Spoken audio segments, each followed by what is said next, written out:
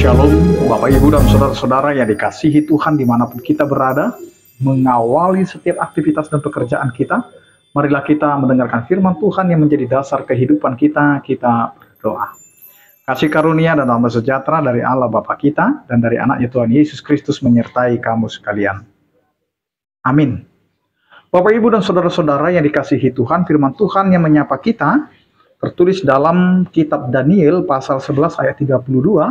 Demikianlah dikatakan. Dan orang-orang yang berlaku fasik terhadap perjanjian akan dibujuknya sampai murtad dengan kata-kata licin. Tetapi umat yang mengenal Allahnya akan tetap kuat dan akan bertindak. Demikian firman Tuhan. Bapak, Ibu, dan Saudara-saudara yang dikasihi Tuhan, firman Tuhan ini seringkali dihubungkan dengan masa-masa sulit atau yang disebut dengan akhir zaman, di mana godaan dan pengkhianatan akan merajalela. Namun ada pelajaran rohani yang mendalam untuk kehidupan kita sehari-hari yang terlepas dari konteks nubuatannya. Bapak, Ibu, dan Saudara-saudara, kita bisa melihat dari firman Tuhan ini bagian yang pertama berbicara tentang orang-orang yang berlaku fasik, yang dibujuk dengan kata-kata licin sampai murtad. Ini menggambarkan bagaimana dunia menawarkan godaan-godaan yang manis dan menarik, yang pada dasarnya menjauhkan kita dari kebenaran Allah. Godaan ini bisa datang dari berbagai bentuk.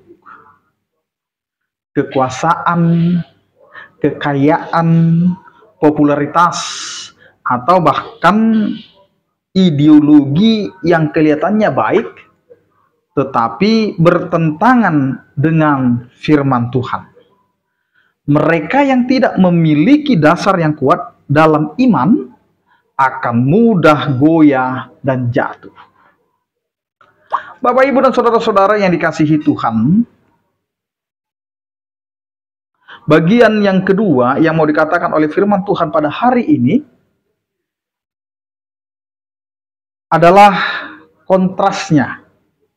Tetapi umat yang mengenal Allahnya akan tetap kuat dan akan bertindak. Kata mengenal di sini bukan sekedar tahu secara intelektual, ini adalah pengenalan yang intim, personal, dan juga mendalam. Seperti hubungan antara seorang anak dengan bapaknya. Pengenalan ini melampaui sekedar membaca firman Tuhan, membaca Alkitab, atau datang ke gereja. Ini adalah hasil dari persekutuan yang terus-menerus melalui doa, melalui penyembahan, dan ketaatan. Bapak, Ibu, dan Saudara-saudara yang dikasihi Tuhan, kekuatan yang dijanjikan di sini bukanlah kekuatan fisik atau emosional semata, melainkan kekuatan rohani yang memampukan kita untuk tetap teguh di tengah badai. Disinilah kita mau melihat, Bapak, Ibu, dan Saudara-saudara, bahwa kehidupan kita yang kita perlukan sebagai prioritas sebagai orang percaya adalah mengenal akan Tuhan. Jadikanlah hidup kita sebagai orang-orang percaya mengenal Tuhan lebih lagi. Dan itu menjadi prioritas pertama dalam kehidupan kita. Oleh karenanya, luangkanlah waktu setiap hari untuk membaca firman Tuhan, berdoa, dan merenungkan karakter Allah itu sendiri. Oleh karena itu, Bapak, Ibu, dan Saudara-saudara, maka firman Tuhan hari ini, Daniel 11 ayat 32, mengingatkan kita bahwa di tengah kekacauan dan godaan dunia, satu-satunya sumber kekuatan sejati adalah pengenalan yang intim dan mendalam akan Allah itu sendiri. Pengenalan ini akan memampukan kita untuk tidak hanya bertahan, tetapi juga untuk bertindak dengan berani bagi kemuliaan Allah. Amin. Kita berdoa. Terima kasih Tuhan atas penyertaan-Mu dan firman-Mu yang menyapa kami, yang meneguhkan kami, yang menguatkan kami. Ajari kami Tuhan semakin mengenal akan Engkau ketika kami menjalani kehidupan kami sepanjang hari ini. Terpujilah Engkau ya Tuhan yang telah melayakkan kami dan menguatkan kami.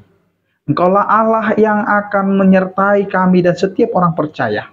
Yang sakit Engkau berikan kesembuhan, yang berduka Engkau berikan penghiburan, yang bergumul Engkau berikan penyertaan kasih setia-Mu. Anugerah Tuhan kita Yesus Kristus, kasih setia daripada Allah Bapa dan persekutuan Roh Kudus, itulah yang menyertai kamu sekalian. Amin. Selamat beraktivitas, tetap menjaga kesehatan. Salam sehat dari kami.